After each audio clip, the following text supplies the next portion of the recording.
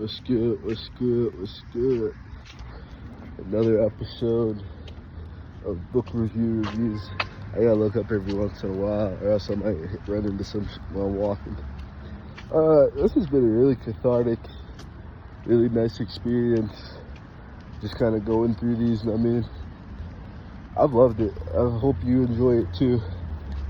Today, it's probably gonna be the shortest and one of my favorites, because the reviewer for today I could relate to deeply, and the reviewer's name is BBC Owner. And I understand everything that you're going through. Having a BBC is a lot of maintenance. Sorry. It's a lot of expense. To be, it's a different type of breed. It's a different type of life when you got the BBC, the British Broadcast Channel.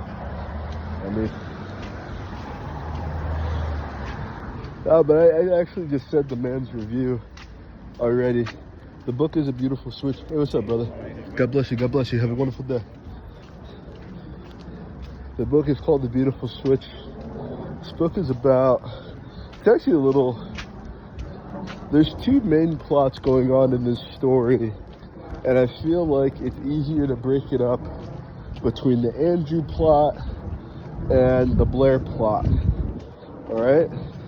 So the Andrew plot is focused far more on the actual management of the business and the finances of the business, and being a good employee who wants to be valued for their work, and then leaving the business due to not being valued, or wanting to leave due to not being valued,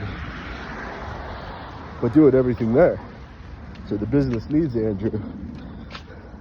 The other plot, I guess you can call it the B plot.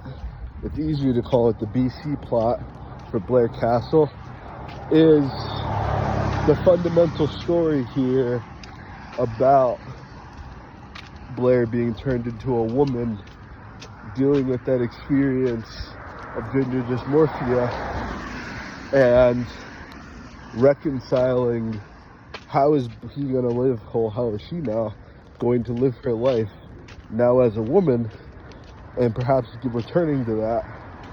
And then the beauty of it, since it's a love story, romance story, is the way that these two plots meld together to solve each other's issues, because at the end of the day, they each ultimately have the solution to one another's problems.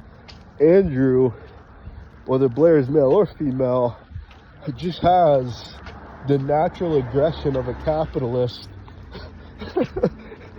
who's read the book, to figure out what the hell is going on with Blair, and at least gain the answers that Blair needs to reconcile their existence now. I can see why they say there, them, rather than he, she, because he, she gets very confusing when you're talking about a gender dysmorphed person, It's definitely a little confusing. So I can see why they have the pronoun thing. And it's probably just easier to refer to all people as they them, rather than the excessive use of pronouns as we do. But I feel like this is a highly relatable story.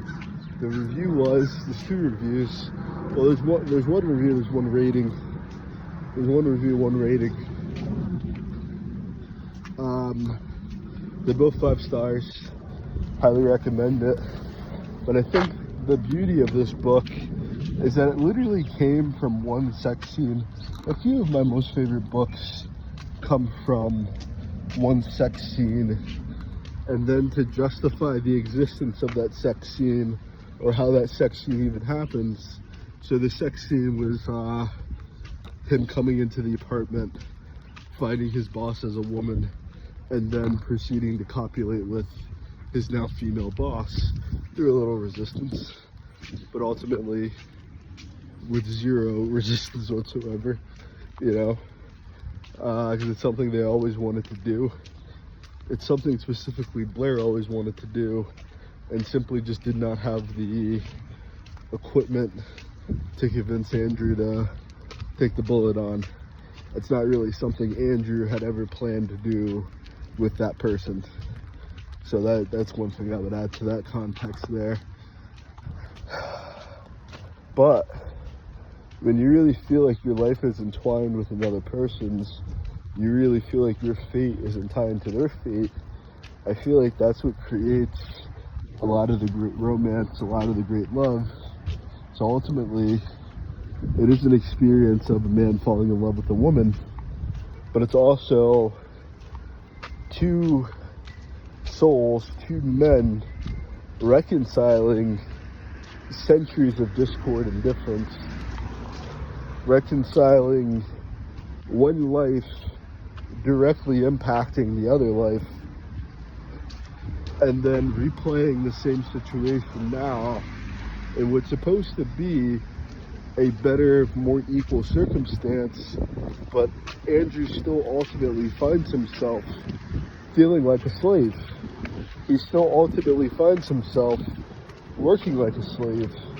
Even as the vice president of the company, it's as if all the work has just shifted to his plate from Blair's. So I feel like with that, the natural progression of becoming Blair's husband, the natural progression of them working together for the business,